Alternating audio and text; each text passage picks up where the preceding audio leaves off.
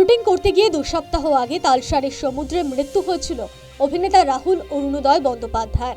অভিনেতার মৃত্যুতে গোড়া থেকেই আঙুল উঠছিল প্রযোজনা সংস্থার দিকে। শুটিং এর সময় নিরাপত্তা সংক্রান্ত প্রোটোকল মানা হয়েছিল কিনা এমন প্রশ্ন উঠেছে। রাহুলের মৃত্যুর 14 দিন কেটে যাওয়ার পরও অধরা বহু প্রশ্নের উত্তর।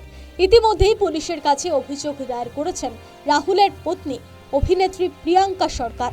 এই অবস্থায় প্রযোজনা সংস্থা ম্যাজিক মোমেন্টসের সঙ্গে কাজ করার ব্যাপারে বেশিরভাগ শিল্পী কলা কুশলী অনীহা প্রকাশ করেছিলেন। এ ব্যাপারে চূড়ান্ত সিদ্ধান্ত নিতে রবিবার ফের একবার বৈঠকে বসে টালিগঞ্জের শিল্পী ও কলা কুশলীদের সংগঠন আর্টিস্ট ফোরাম। প্রসেনজিৎ চট্টোপাধ্যায়, শান্তিলাল মুখোপাধ্যায়, শাশ্বতী চট্টোপাধ্যায়ের উপস্থিতিতে ম্যাজিক মোমেন্টসের ডিরেক্টর শৈবাল বন্দ্যোপাধ্যায়, লীনা গঙ্গোপাধ্যায়দের সঙ্গে কাজ না করার সিদ্ধান্ত নিয়েছে ফোরাম। তবে প্রশ্ন উঠছে, প্রযোজনা সংস্থার ধারাবাহিক পুনে দেখা আলুর ভবিষ্যৎ কি? খবর, ম্যাজিক মোমেন্টসের 2 ডিরেক্টরকে বাদ দিয়ে কাজ হলে করতে অসুবিধে নেই শিল্পীদের। দুজন মানুষ, বিশেষ করে যারা ম্যাজিক মোমেন্টের অন্যদা, যারা দুজন, যারা ওটার প্রডিউসার বলবো বা ডিরেক্টর বলবো কোম্পানির, তারা লীনাদি এবং শৈবালদা, তাদের দুজনের সাথে কাজ করব কি কাজ করবো না সবাই মনে স্বতঃস্ফূর্তভাবে বলেছিলেন কাজ করবো না। কিন্তু এটা অফিসিয়াল নয়, এটা ইমোশন।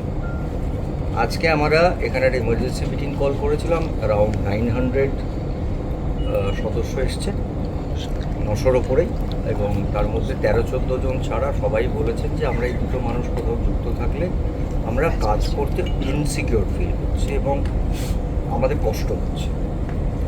সেখানে কিন্তু ফোরাম পরিষ্কার বলেছেন, ফোরাম বলতে আমাদের ফোরামের যারা ইসি মেম্বার্স, আপনাদের সিদ্ধান্ত অনুযায়ী আমরা কাজ করি। আজকে তারা এখানে সারাদিন থেকে বড়রা, আজকে জেনারেশন সবাই থেকে বলে গেছেন, লিখে দিয়ে গেছেন, এবং কিছু মানুষ আসতে পারেননি, মেলও পাঠিয়েছে যে আমরা এদের নাম যেখানে যুক্ত কাজ করব। ফোরামের রবিবারের বৈঠকে আলোচনা হয়েছে ব্যানের আওতায় থাকা শিল্পীদের নিয়েও। কাজের মাধ্যমে কিভাবে ব্যান হওয়া শিল্পীদের ধীরে ধীরে ফিরিয়ে আনা যায় সে নিয়েও সিদ্ধান্ত হয়েছে বৈঠকে। যারা যারা এক্ষুনি কাজে নেই তাদের জন্যে আমরা প্রযোজকদের সঙ্গে কথা বলা শুরু করেছি।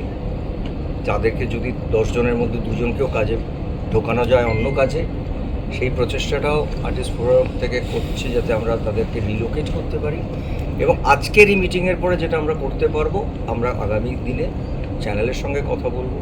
আমরা ওই প্রজেক্টটা এফেক্টেড হোক, সেই আর্টিস্ট, টেকনিশিয়ানস বা দর্শকরা এটা দেখছেন, সেটা আমরা চাই না। সেই পদ্ধতিটা কি নেব আমরা, তার স্টেপ কি নেব, অফকোর্স আমরা এখন চ্যানেলের সাথে কথা বলতে পারি, কারণ এটা ফোরাম নয়, এটা এতগুলো মানুষই এটা চাইছেন না। আমরা জোর করে তো কাউকে কাজে পাঠাতে পারবো না। তো আমরা কথা বলবো কিভাবে জিনিসটাকে অর্গানাইজ করা যায়। আমরা আপ্রাণ চেষ্টা করব যাতে এই কাজটা শুরু হোক। তার মধ্যে আবার বলছি, যারা চাইছেন না তাদের দিকটা আমাদের ভাবতে হবে। সেটার জন্য আমরা কাল থেকে আমাদের লেখাপড়া প্রসেস এগুলো চালু করব। রাহুলের মৃত্যুর পরে প্রযোজক সংস্থা ম্যাজিক মোমেন্টস বিবৃতি দিয়েছিল। শুধু শুকনো বিবৃতিতে যে চিরে ভিজবে না পেট, তা স্পষ্ট হলো। News time.